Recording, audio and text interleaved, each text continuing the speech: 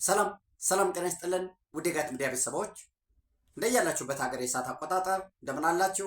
እንደምን ቆያችሁኝ? ኢትዮጵያ ውስጥ ናችሁ ዝግጅት ስለምትከታተሉ ውድ ቤተሰቦቼ እንደምን ዋላችሁ ማለት ፈልጋለሁ። ዕለተ ሰኞ ነሐሴ 18 2018 በኢትዮጵያ ዘመን አቆጣጠር ኦገስት 24 2026 በጎርጎሳውያን የዘመን ስሌት እንደቀደም ተከተል የጋት የውሎ አጫጭር መረጃዎች ከዚህ እንደሚከተለው ወደ እናንተ አደርሳለሁ። ዘወትር እንደምታደርጉት ዝግጅቱን ላይክ አድርጉ፣ ሀሳብ አስተያየታችሁን አካፍሉ፣ ለወዳጅ ቤተሰቦቻችሁ መረጃው እንዲደርስ ሸር አድርጉ። የጋት ሚዲያ ሜምበር ሁኑ። ጋት ሚዲያን በሱፐር ቻት በሱፐር ታንክስ ደግፉ። የጋት ሚዲያ ቤተሰቦች እየጨመሩ የሄዱ ዘንድ ወዳጅ ቤተሰቦቻችሁ በተመሳሳይ ሚዲያችንን ሰብስክራይብ እንዲያደርጉና ቤተሰብ እንዲሆኑ የጋት ሚዲያ አምባሳደር ኃላፊነታችሁን እንድትወጡ የከበረ ጥሪዬን አድርጋለሁ። የመጀመሪያው እንግዲህ ኢትዮጵያ የውጭ ጠላቶች አሏት። ጠላቶቿን ለሁለት ልንከፍላቸው እንችላለን። አንደኛ ታሪካዊ የሆኑ ከትናንት እስከ ዛሬ ምናልባትም ጠላትነታቸው ሊሻገር የሚችል በዚህ ውስጥ ግብፅን ማካተት እንችላለን። ወይም ግብፅ በተለይ የዚህ የኮሎኒያሊዝም ሜንታሊቲው ኢትዮጵያ የምታድግ ከሆነ ኢትዮጵያ የምትበለጽግ ከሆነ ኢትዮጵያ ያላትን የገጸ ምድርና ከርሰ ምድር ሀብቶች በፍትሃዊነት ተጠቅማ የምታድግ ከሆነ በፍጥነት ካደገች ልክ የላይኞቹ የተፋሰስ ሀገራት በሌሎች ሀገራት እንዳለው ለምሳሌ ቻይና በፍጥነት አደገ፣ የላይኛው ተፋሰስ ሀገር ነው። ውሃውን ማቆም ሳይሆን መቆጣጠር ቻለ። ቱርክ ተመሳሳይ ነው። አሜሪካ ተመሳሳይ ነው። ወንዞች ይፈሳሉ። ግዙፍ ግድቦችን፣ የመስኖ ግድብ፣ የኤሌክትሪክ ማመንጫ፣ እነዚህም ከዛም ባለፈ ውሃዎች ወደ ከተሞች እንዲሄዱ በማድረግ የአየር ንብረትን በመከላከል ለንጽህና በመጠቀም ይሄን ካደጉ የላይኛው ተፋሰስ ካደገ የታችኛው ተፋሰሶች በውሃቸው ላይ ሳይ አይኖራቸውም በሚል በህግ ለማሰር ተሞክሯል። ግን የላይኞቹን ማለት ድንበር አቋራጭ ውሃዎችን በተመለከተ ህግ አዘጋጃለሁ ስትል ያ ህንድን ይገዛታል ወይ? ቻይናን ይገዛል ወይ? አሜሪካን ይገዛል ወይ? ቱርክን የኤፍራጥስና ጤግረስ ወንዝ ባለቤትን ይገዛል ወይ? እነዚህ ሌሎችም አሉ። ተሞክሮ ምንድን ነው የሚመስለው? ለምሳሌ ቱርክ በፍጥነት ስላደገ አዲስ ስምምነት ይዞ ነው የመጣው።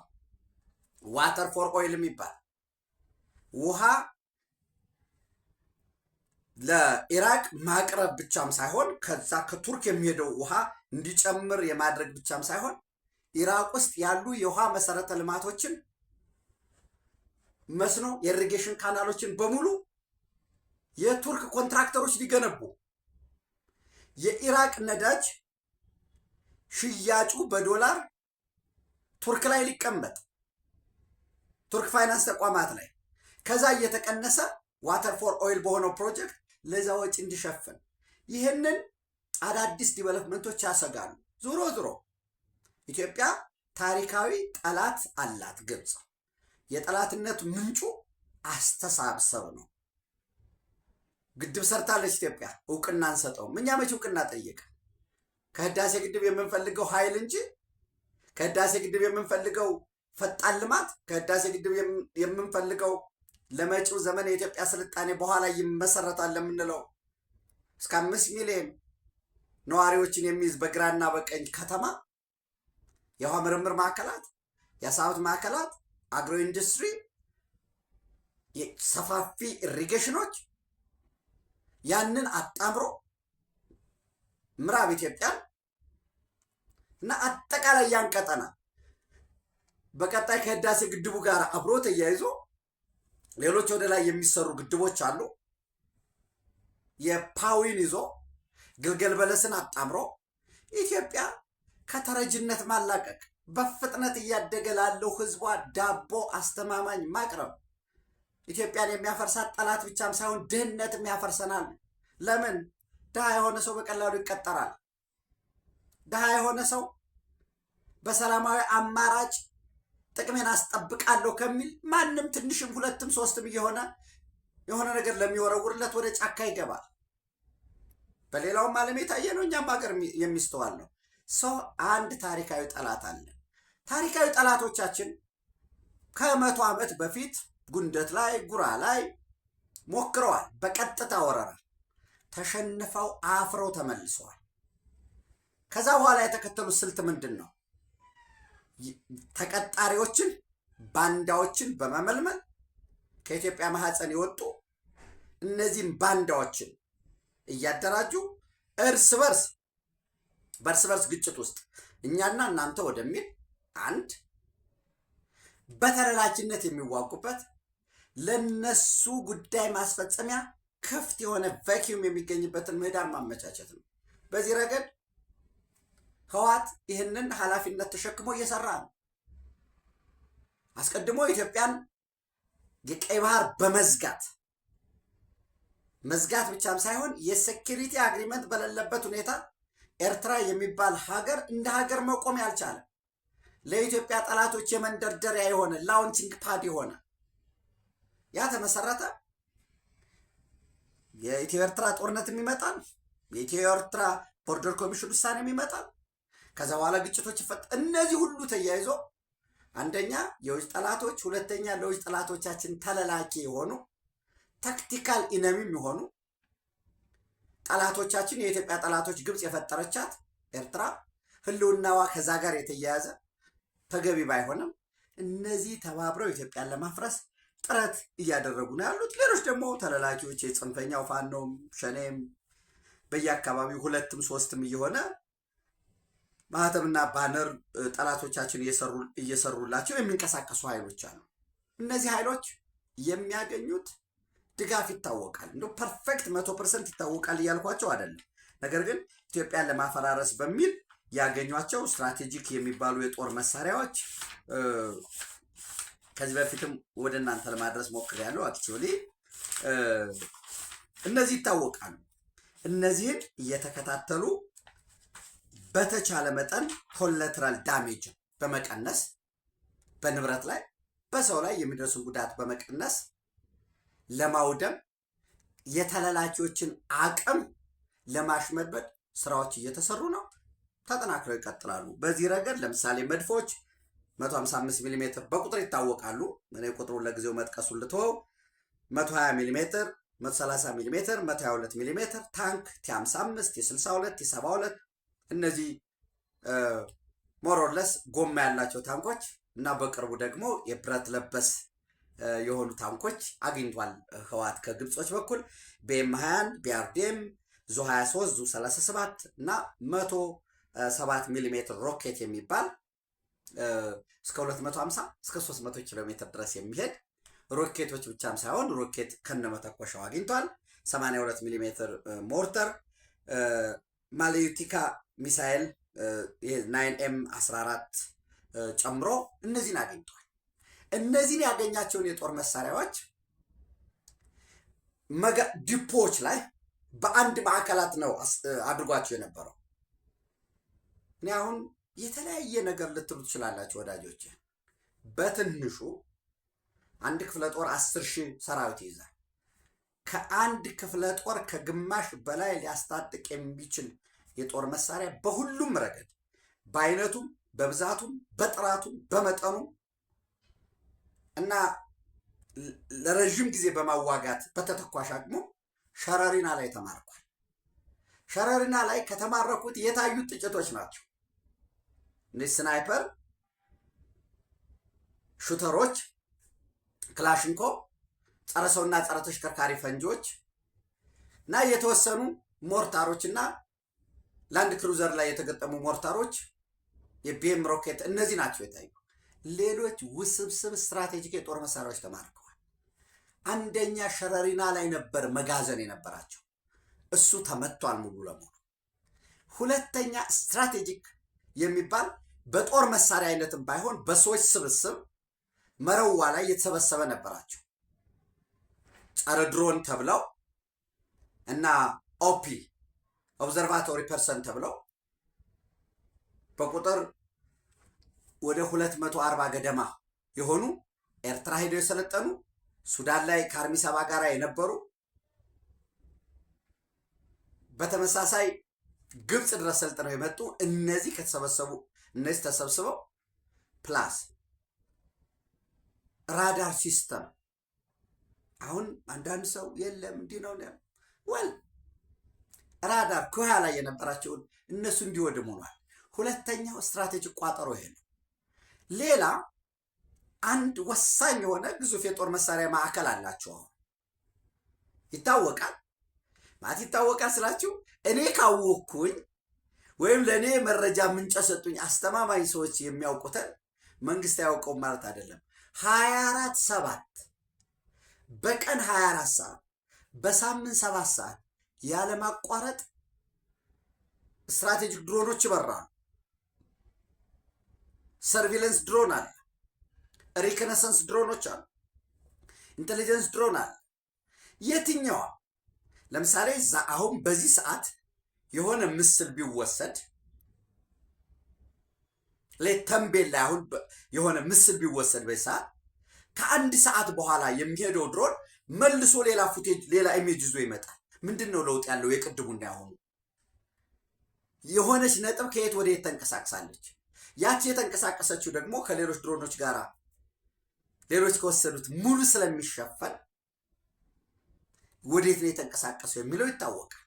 እንዳልኳቸው አንድ ወሳኝ ግዙፍ እነዚህን አስቀድሜ የጠቀስኳቸውን የጦር መሳሪያዎች ጨምሮ ሌሎችንም የጦር መሳሪያዎች የያዘ መጋዘን አለ። አንድ ወሳኝ ስትራቴጂክ ቋጠሮ የሚባል ከዛ ባለፈ ግን ወደ ግንባር ሰብስበዋቸው የነበሩትን አምጥተዋቸው የነበሩትን ከተለያየ ቦታ ታንኮችን፣ መድፎቻቸውን፣ እንደዚህ ሮኬቶች አስቀድሜ የጠራኋቸውን አሁን ከግንባር እያራቁ ከግንባር ወጣ እያደረጉ ጭድ ያለብሷቸዋል። ይሄ የሚሸጥ እንጨት የሚመስል ጣውላ ያለብሷቸዋል። ሳጣራ ቅጠል፣ የዛፍ ቅጠል ያለብሷቸዋል። ሸራ ያለብሷቸዋል። የእርዳታ ሸራ መኪና ላይ ጭነው የዩኤንኤችሲአር ወዘተረፈ የሚል ሸራ እያለበሱ ትምህርት ቤቶች፣ ጤና ጣቢያ እያስገቡ ነው ያሉት። እነዚህ የዋናው መዳረሻ ስለሆኑ የታክቲካል ኦፕሬሽን እየተካሄደ ነው እና በዚህ ረገድ ለምሳሌ ዛሬ ራያ አዘቦ ጣቢያ ገነት የሚባል አካባቢ ከዛ ባለፈ እንዳባጉና ላይ ድሮን ጥቃት አልተፈጸመም። ጽንፈኛው ፋኖን ከፊት አሰልፈው የህወሓት ታጣቂዎች ለመግባት ሞክረው ነበር። ወደዚህ ወደ ጠለምት አቅጣጫ በደንብ ተመተው በከባድ የጦር መሳሪያ ጭምር ተመተው ተመልሰዋል። የድሮን ጥቃት አልተፈጸመም። በደንብ እንዲታይ ብዬ ነው። በተመሳሳይ ከዚህ ከራያ ዘቦ ባሻገር እዚህ ወደ ገነቴ ጣቢያ ባሻገር ሌሎች አካባቢዎችም ቅኝቶች ራያ ዘቦ ላይ ጥቃት ተፈጽሟል። በዛ ጥቃት ይነግሩናል እነሱ የወደሙ ታንኮቻቸውን፣ መድፎቻቸውና አስቀድሜ ያልኳችሁ ብረት ለበስ ተሽከርካሪዎቻቸው ምን ያህል እንደወደሙ እነሱ ይናገራሉ። ነገር ግን በቃ እንደዚህ አርሶ አደር ሰፈር ነው ህፃናት እንዲያሉበት ወዘተረፈ የሚል ድርድርን በተመለከተ ትናንት ነግሬያቸዋለሁ። ጀስት የትናንቱን ተመልሶ ማዳመጥ ነው። ለአዲሱ መንግስት እውቅና ይሰጠን፣ ሰራዊቱ የመከላከያ ሰራዊት ከበባውን ያንሳልን፣ የድሮን ጥቃት አይፈጸምብን፣ ምዕራብ ትግራይ ይመለስልን፣ በጀት ይለቀቅልን፣ እነዚህ የሚሉ ጥያቄዎችን አቅርበዋል። የኢትዮጵያ መንግስት ደግሞ የለም ዓለም አቀፍ ጋራንቲር ያለው ዋስትና ያለው በታዛቢዎች ፊት የተፈረመው አፍሪካ ህብረት፣ የአሜሪካ መንግስት፣ የምስራቅ አፍሪካ ቀጠናዊ ድርጅት ኢጋድ፣ የተባበሩት መንግስታት ድርጅት ዩናይትድ ኔሽን እና የአውሮፓ ህብረት በአፈጻጸም በተለይ በሰብአዊ ጥበቃ ረገድ ዋስትና የወሰዱበት የፕሪቶሪያ ስምምነት ይተግበር። በአፈጻጸም ሂደቱ ላይ የታዩ ችግሮች በእኛም በእናንተም ካለ ለመፍታት ዝግጁ ነን። የፕሪቶሪያ ስምምነት ሌላ አይደለም። ሀገር ውስጥ ከሚንቀሳቀሱ ታጣቂ ድርጅቶች ጋር የምታደርጉትን ግንኙነት አቁሙ። ከሌሎች ኃይሎች ጋር ሻዕቢያን ጨምሮ ድንበር ዘለል እንቅስቃሴያቸውን አቁሙ። አርሚ ሰባ በሱዳን የእርስ በርስ ጦርነት እየተሳተፈ እንደሆነ ቢል ቀርቧል፣ ረቂቅ ቢል ቀርቧል፣ የሚታወቅ ነው። ኢትዮጵያን ለማተራመስ የምታደርጉትን እንቅስቃሴ፣ ስልጠና፣ ወታደራዊ አፈሳ አዋጅ 366 2018 አድርጋችሁ በየቦታው የምታደርጉትን ስልጠና አቁሙ ነው። አሁን የኢትዮጵያ መንግስት እየወሰደው ያለው ስትራቴጂካዊ የጦር መሳሪያ ያለባቸውን ወሳኝ አቅሞችን ማሽመድመድ፣ መበታተን፣ ማፈራረስ ነው። ሁለተኛው እነዚህ ታክቲካዊ የሚባሉ መድፎች ምናምን በተበታተነ መልኩ ያሉባቸው የጦር መሳሪያዎች እነሱንም ማውደም ነው። ቀጣዩ ደግሞ የቡድኑ ከፍተኛ አመራሮችን ታርጌት በማድረግ የእዝ ሰንሰለቱን ማዛባት ነው። ሰው በሂደት እየሄደ ነው። ስትራቴጂካዊ አቅሞች እየተመቱ ነው። ሸረሪና፣ መረዋ እና እንደነሱ ጸጥ ስላሉ ስትራቴጂካዊ አቅሞች እየወደሙ ነው። ታክቲካዊ አቅሞች እየተመቱ ነው። ቀጥሎ የፖለቲኮ ሚሊተሪውን የተለዩ ተለላኪዎችን በወሳኝነት ኢትዮጵያን በርስ በርስ ጦርነት የትግራይ ወገናችንን ሰላም ፈላጊው ሰላም ነው የምፈልገው፣ የዕለት እርዳታ ነው የምፈልገው፣ ሰርቼ መለወጥ ነው የምፈልገው፣ ጥቅሞችን መብቶችን በድርድር ሰጥቶ በመቀበል በዲሞክራሲያዊ መንገድ አስመልሳለሁኝ በቀኝ ያለ 24/7 እየታገለ ያለን ህዝብ ወደ ጦርነት ዳግም ሊዘፍቁ የሚፈልጉ የተለዩ የፖለቲኮ ሚሊተሪ አመራሮችን ታርጌት በማድረግ የእዝ ሰንሰለቱን ማዛባት ነው። ቀጥሎ ያለው በቀጣይ ደግሞ እየተጠቀሰ የሚሄድ ነው የሚሆነው ማለት ነው። ስለዚህ ከራያ ዘቦ እስከ ሰሜን ምዕራብ ትግራይ እንዳባጉና ድረስ አስቀድሜ እንዳልኳችሁ በዚህ በማይጸብሪም በኩል የዚህ እንዳባጉና አንድ አካል ነው። ታክቲካል ኦፕሬሽን እየተካሄደ ነው።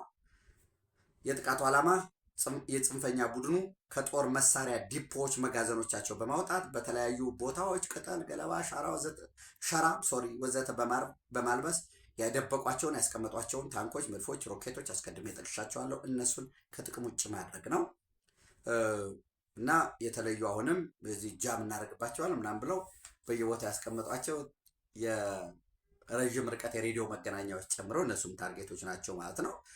እኔ እንግዲህ ማለት የምፈልገው የትግራይ ህዝብ በነገራችን ላይ ከህዝብ የተደበቀ ምንም አይነት ነገር የለም። ስለዚህ ህዝባችን የትግራይ ህዝብ ታርጌቱ እሱ አይደለም። ታርጌቱ እነዚህም የቡድኑን አቅሞች ማሽመድመድ ስለሆነ ከተደበቁበት እነዚህ የጦር መሳሪያዎች ካሉበት አካባቢ መራቅ፣ አሁን እያደረገ ያለውን እጅግ የሚያኮራ ተግባር እዚህ ጋር እዚህ አምጥተው እዚህ ደብቀዋል እዚህ የሚለውን መረጃ መስጠት፣ ይሄ የሚጠበቅ ነው። ከዛ ውጭ ትግራይ ውስጥ አሁን የሚታወቁ 6 ወታደራዊ ማሰልጠኛ ቦታዎች አሉ። 6 በእነዚህ ቦታዎች እንደው ዝም ብለን በትንሹ እንኳ 6,000 ሰልጣኞች አሉ ብለን ብንወስድ ኤርትራ ልከው ከሚያሰለጥኗቸው ባለፈ ማለት 36,000 ገደማ ሰልጣኞች አሉ ማለት ነው። አሁን ራይት ነው ዛሬ እነዚህ 6 የማሰልጠኛ ቦታዎች የሰልጣኞች ማደሪያ ይታወቃል፣ መመገቢያቸው ይታወቃል። ኤቭሪቲንግ የሚታወቅ ነው። ኦፕን ነው። እንቅስቃሴያቸው የሚታይ ነው። የሚያደርጉት ስልጠና፣ ስፖርታዊ እንቅስቃሴ፣ ልምምድ፣ ጉዞ ኤቭሪቲንግ እንደ ፊልም የሚታይ ነው።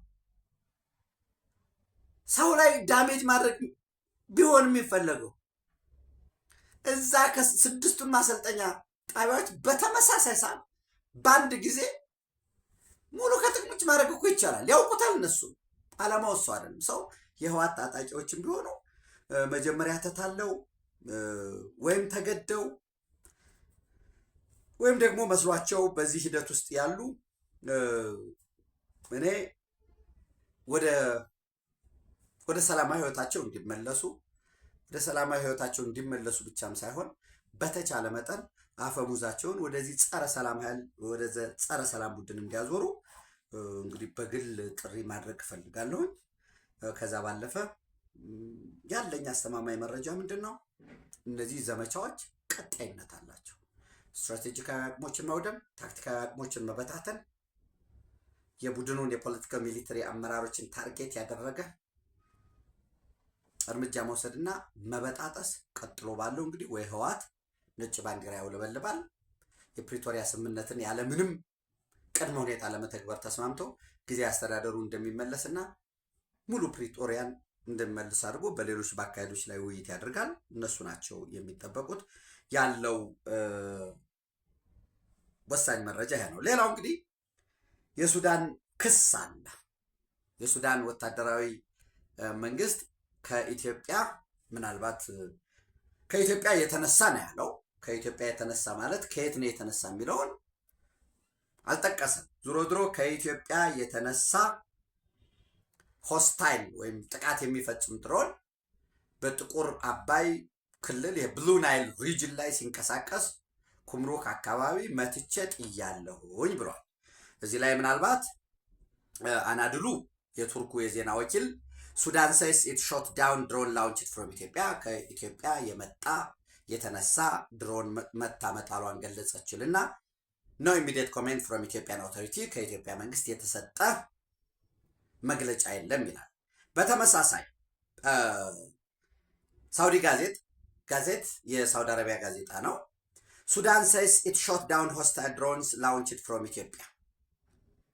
ይህም ኦገስት 23 ነው፣ ትናንት ማለት ነው። አናዱሉም ሳውዲ ጋዜትም ትናንት 23 ነው።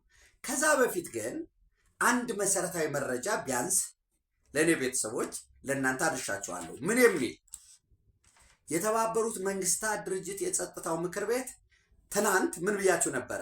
ሰኞ ይሰበሰባል አይደለ? ሰኞ ይሰበሰብና በስብሰባው አሜሪካ በሱዳን ላይ መተግበር አለባቸው የምትለውን 4 ጉዳዮች ታቀርባለች ብያችሁ ነበር።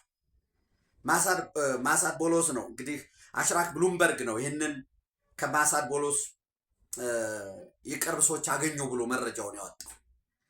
በዚህ ሂደት አስቸኳይ የተኩስ አቁም በሁለቶቹ በኩል እንዲደረግ አስገዳጅ የሆነ የተኩስ አቁም በአርኤስኤፍም በሳፍም አንድ በሱዳን ላይ የጦር መሳሪያ ሽያጭ እንዲፈጸም አስገዳጅ የሆነ ዳርፉር ላይ ማዕቀብ ተጥሏል። ከዳርፉር ባለፈ በአጠቃላይ ሱዳን ላይ የጦር መሳሪያ ሽያጭ እንዲተገበር። በዚህ ምን አልኳችሁ?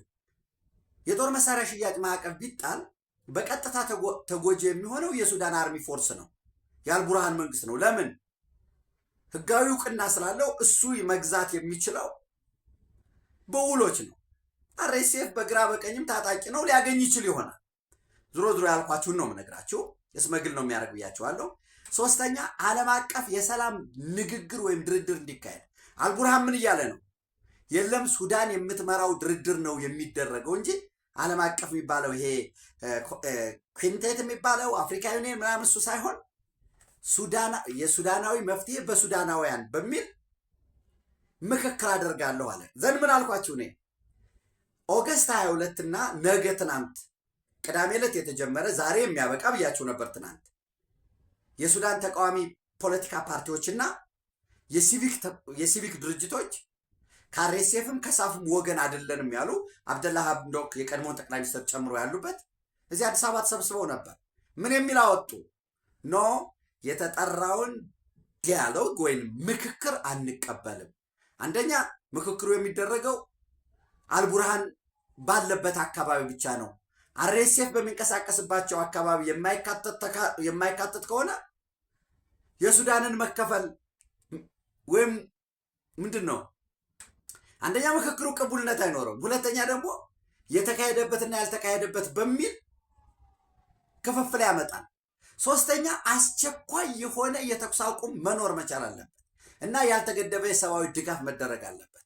አራተኛ ደግሞ አልቡርሃን የሚመራው ሳይሆን ሌሎች ታዛቢዎች በገለልተኝነት የሚገኙበት መሆን መቻል አለበት ብለው ሪጀክት አድርገውታል። ዙሮ ዙሮ አስቸኳይ የተኩስ አቁም፣ በሱዳን ላይ ሙሉ የጦር መሳሪያ ሽያጭ፣ የሰላም ንግግር፣ ድርድር እና የሱዳን አየር ክልል ከወታደራዊ በረራ ነፃ እንዲሆን የሚል ፕሮፖዛል ዛሬ ይቀርባል። ምሽት ላይ 2 ሰዓት 3 ሰዓት ላይ የተባበሩት መንግስታት ድርጅት የጸጥታው ምክር ቤት ዘንድ ምን አልኳቸው?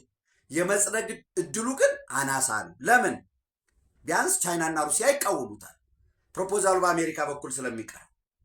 ስለዚህ አሜሪካ ምን ልታደርግ ትችላለች ማለት ነው? ራሷና ተባባሪዎቿን አስተባብራ የተናጠል እንዲሁም በአጋሮቿ አማካኝነት ይህን ማዕቀብ ልትጥል ትችላለች። ለዚህ አልቡርሃን ምን ብሏል? በእኔ ላይ የሚሆን በሱዳን ላይ በቀጣይ የሚጣል ሰፋፊ ማዕቀቦች ይኖራሉ። እነዚህ ማዕቀቦች እኛን አያንበረክኩንም፣ እናሸንፋለን የሚል መግለጫ ሰጥቷል። ይሄ ባለበት በተመሳሳይ የቻድ መንግስት ምን አለ? ኦገስት 20 እና 21 የተለያዩ የኢንቴሊጀንስ የሰርቬይ እና የሪኮነሰንስ ድሮኖች በረራ ከተካሄደ በኋላ ኦገስት 22 ላይ በቻድ ድንበር እደግመዋለሁ፣ ኦገስት 22 በቻድ ድንበር 100 ኪሎ ሜትር ወደ ውስጥ ገብተው በመንቀሳቀስ ላይ የነበረ ኮንቮይ ላይ ጥቃት ተፈጽሟል። የሱዳን ወታደራዊ መንግስት ወይም የአልቡርሃን መንግስት ወይንም ተባባሪዎቹ የአየር ክልሌን ጥሰው 100 ኪሎ ሜትር ሉዓላዊ ግዛቴ ውስጥ ገብተው ሲንቀሳቀስ የነበረ ኮንቮይ ወይንም ይሄ የጉዞ ላይ ያለ ረዥም ጉዞ ላይ ያለ የመኪና ሰልፍ እዛ ላይ ጥቃት ፈጽመዋል። በተጠንቀቅ እንዲቆም የቻድ ወታደር በተጠንቀቅ እንዲቆም በምንም ሁኔታ ቢሆን ደግሞ ምላሽ ሳንሰጥ ወይም ሳንበቀል አንቀርም የሚል ምን ሰጥቷል? መግለጫ አውጥቷል። አሁን ሳንረሳ ምን ብያቸዋለሁኝ? አጠቃላይ የአየር ክልል ወታደራዊ የአየር ክልል በረራ እንዲከለከል አንድ ሊቀርብ ይችላል ተብሎ ነው በዩኤን ሴኪሪቲ ካውንስል ላይ። ስለዚህ ምን አደረገ? የሱዳን መንግስት በቻድ በኩል የቀረበበትን ክስ አላስተባበልም ወይ ምላሽ አልሰጠም። ምን የሚል ይዞ መጣ ማለት ነው? ኦገስት 22 ላይ ደብድበኸኛል ላለው ለቻድ ምላሽ ባልሰጠበት ሁኔታ ምን አለ? ኦገስት 23 ትናንት ጠዋት ላይ የኢትዮጵያ ስትራቴጂክ ድሮን በብሉ ናይል ወይም በጥቁር አባይ ግዛት ላይ ኩምሩክ አካባቢ ሲንቀሳቀስ መትቼ ጥያለሁ አለ። መሰረተ ቢስ ክስ ነው። አንድ ሁለተኛ፣ ማንኛውም በራሪ ነገር በነገራችን ላይ በዚህ ዓለም ማንኛውም በራሪ ከየት ነው የተነሳው ወዴት ጉዞ አደረገ የሚባለው በሳተላይት ይታያል። ከዚህ በፊት ከባህር ዳር የተነሳ የኢትዮጵያ ድሮን ዩናይትድ አረብ ኤሚሬት የምትተባበርበት ካርቱም እንደበደበው አሉ። ያ ክስ ተከሰሰ። የለም የተነሳም ጥቃት የተፈጸመበትን ቦታ ይታወቃል። ስለዚህ ይሄ መሰረተ ቢስ ክስ ነው። በወሳኝነት ዓላማው የሻዕቢያ የግብፅን የህወሓትን ፍላጎት የዚህ ፕሮፓጋንዳ አድርጎ ቀጠናዊ በአንድ ግንባር በዚህ በቤኒሻንጉል አቅጣጫ የሸረና ጋር ኬስ ክሎዝድ ስለሆነ ብዬ ነው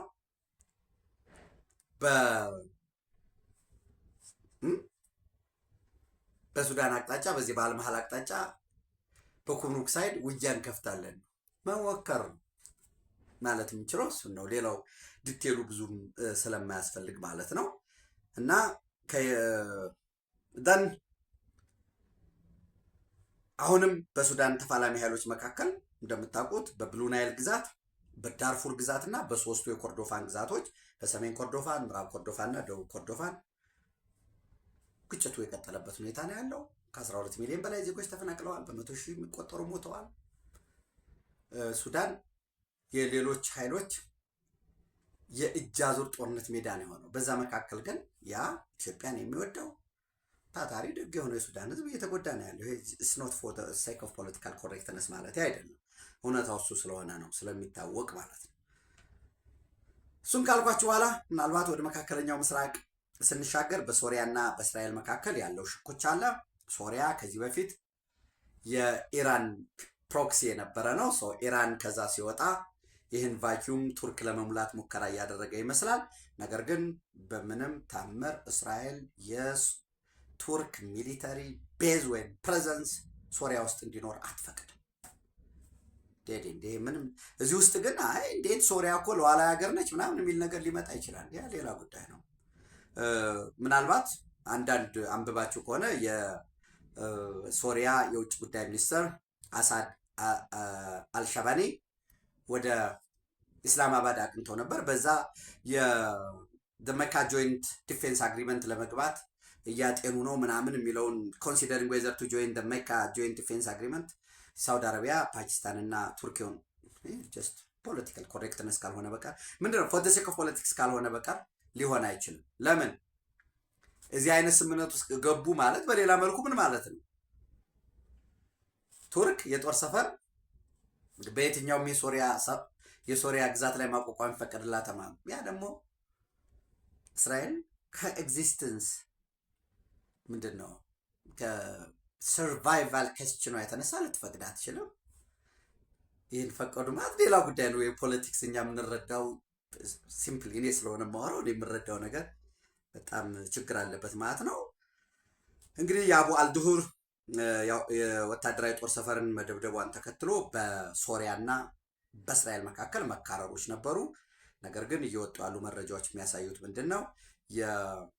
የእስራኤል ወታደራዊና የደህንነት ከፍተኛ ባለስልጣናት በአሜሪካ አሸማጋይነት ወደ ጆርዳን ተጉዘው የሶሪያ የወታደራዊና ሚሊተሪ ደህንነቶች በሶሪያ የውጭ ጉዳይ ሚኒስትር አሳድ አልሻባኔ ተመርተው እንደተወያዩ ነው መረጃዎች እየወጡ ያሉት። ሰው ምንድን ነው የተወያዩበት ከተባለ ባጭሩ አንደኛው ዲስካሌሽን ነው። ሁለታችንም ሪቶሪኩን ይሄ የጦርነት ወሬውን እናብርድ፣ ዲስካሌት እናድርግ ነው። ሌላው የዚህ እንዳልኳችሁ የወታደራዊ ጦር ሰፈሩ መመታቱን ተከትሎ የነበረው የዲፕሎማቲክ ኮሚኒኬሽኖች ተቋርጠው ስለነበሩ እሱን ፊክስ የማድረግ አክቲቬት የማድረግ ይመስለኛል። ሶስተኛው እንዳልኳችሁ የእስራኤል የደህንነት ጥያቄ አለ። በተመሳሳይ ደግሞ የሶሪያ የሉዓላዊነት ጉዳይ አለ። ሁለቱን እንዴት ማመቻቸት ይቻላል በሚለው በዚህ ጉዳይ ላይ እየተወያዩ ይመስለኛል። ያሉ ንባቦችም እሱን ነው የሚያሳየው። በሶሪያ መንግስት በኩል የእስራኤል መከላከያ ኃይል አይዲኤፍ በሽር አልአሳድ ከመውደቁ ዲሴምበር 8 2024 በፊት ወደ ነበረው ወደ ይዞታው እንዲመለስ የሚል ጥያቄ አላቸው። እዚያም ወደኋላ መመለስ ብቻም ሳይሆን ደግሞ የጎላን ኮረብታን እንዲመልስ የሚል ጉዳይ አለ። በእስራኤል በኩል ደግሞ የሚነሱ ጉዳዮች አሉ። አንደኛ ታጣቂዎች ጸረ እስራኤል የሆኑ ኃይሎች አሉ፣ እነሱን ትጥቅ ማስፈታት አለ። ሌሎች ደግሞ የድሩዝ ጎሳዎች አሉ። እነዚህ የድሩዝ ጎሳዎች ማይኖሪቲዎች ናቸው። አንዳንዴ ወደ እስራኤል መሄድ እንፈልጋለን የሚል ጉዳዮች አሉ። እነዚህ ለማይኖሪቲዎች ዋስትና ያስፈልጋል የሚል አለ። ሶስተኛ እስራኤልና ሶሪያ ግልጥ ያለ አስተማማኝ የሆነ የደህንነት ዋስትና መሰጠጣተት ወይም መፈራረም አለብን የሚሉ ጉዳዮች አሉ። እነዚህ እየተነሱ ነው ያለው። በተመሳሳይ የእስራኤልና የጋዛ ጉዳይም ይመጣል። ከጋዛ ሳይድ ሐማስ የተለያዩ ድሮኖችን፣ ፊኛዎችን፣ እነዚህ ባሎንስ ኪት ወደ እስራኤል የመኖሪያ መንደሮች እየላከ ነው፣ እየወረወረ ወይ እያስወነጨፈ ነው። አንዳንዴ ተቀጣጣይ ነገር ይዞ ይመጣሉ እነዚህ ባሎኖች ኪቶች። አንዳንዶች ደግሞ ጀስት ቆሻሻ ባድ ስሜል ነገር ያላቸው፣ አንዳንዶች ዝም ብሎ ፕሮቮክ የማድረግ ምን ምላሽ ይሰጣሉ የሚለውን ቴስት የማድረግ ነው። ዝሮ ዝሮ እንግዲህ ቤንጃሚን ኔታንያሁ የአይዲኤፍን አዛዥን መከላከያ ሚኒስትራቸውን ሰብስበው ጥቃታችን የማያቆሙ ከሆነ ጥቃታችንን አጠናክረን እንቀጥላለን፣ እነዚህ ባሎኖች፣ ድሮኖች እና ኪትስ ከሚነሱባቸው አካባቢ ያሉ ዜጎች እንዲወጡ ልናስገደድ እንችላለን የሚል ጉዳይ አለ። መልሶ ስካሌት እያደረገ ነው። እንዴት ነው የሚታየው የሚለውን ከራሳችን ከዚህ ከቀይ ባህር ከመካከለኛው ምስራቅ ከግብጽ ጋር የሚያያዝ ጉዳይ ስላለው ነው እንደብዝ የምናየው።